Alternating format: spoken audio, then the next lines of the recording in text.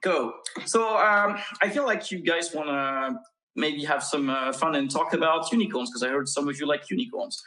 But again, I come from a company that likes to do nerd stuff with history. So I'm going to take a historical perspectives on unicorns.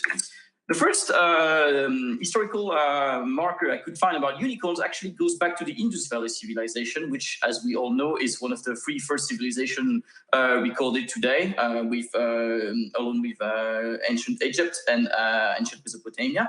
And thousands of years ago already, people were using unicorns as a mark of a high social rank and possibly like a clan sigil.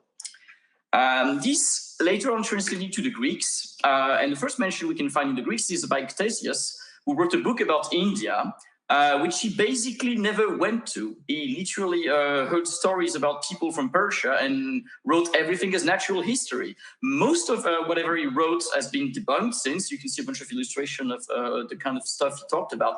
But somehow unicorns went through that, and Aristotle and other philosophers continue bringing it up as natural history. That brings us to the medieval ages, which, of course, when you have to take a legend in the medieval ages, you have to put Jesus there somewhere.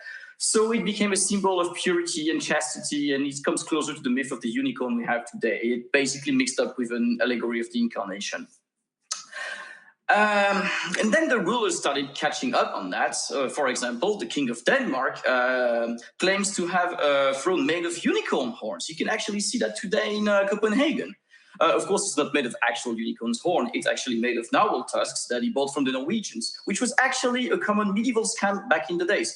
You would be sold like what's supposed to be a miracle powder of unicorn horn, and it turned out to be just narwhal tusks. But the Renaissance comes by, and we start having men of discovery that try to figure out. So Marco Polo, for example, during his travels, tries to find the source of unicorns, and he claims to have seen one. But he comes back and says, guys, this is not what you thought. I saw them, and they're ugly brutes. They are not at all such as we describe them.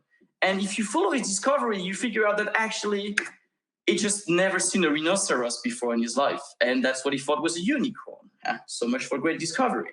But maybe we can be saved by Leonardo, the greatest inventor and scientist and just overall great man of his time, who actually, I don't know, one day was born and devised a way to capture a unicorn that survives to us today in manuscript. He said, you bait it with a virgin, then you wait for it to go to sleep, and then you just catch it. And that's it. Come on, Leo, man. You're the guy who invented like tanks in the 15th, 16th century. You invented airplanes and helicopters. You wrote a book about anatomy. You painted the Mona Lisa. And the best thing you can come up with is this? I'm disappointed. But seriously, though, what's the most important thing about unicorn? And I'm sorry to say this, but it's that they don't exist. It's true, they don't exist. Yet somehow, I keep hearing people talk as if they do. In every industry I ever went through, I heard people saying stuff like, oh, this problem is unique to us. Oh, our industry has unique answers that nobody else ever had. You come from X, you wouldn't understand what I'm talking about. And then they go on and they reason that, saying, you know what? Nobody else has performance constraints. Nobody else has multiple disciplines collaborating on the product. Nobody else has deadline or difficult customers. Nobody else has weird platform. It's only us. And so there's a bunch of things that other people do that we can't have because we're unique. We can't have C++ 11, 14, 17, 20, pick your flavor.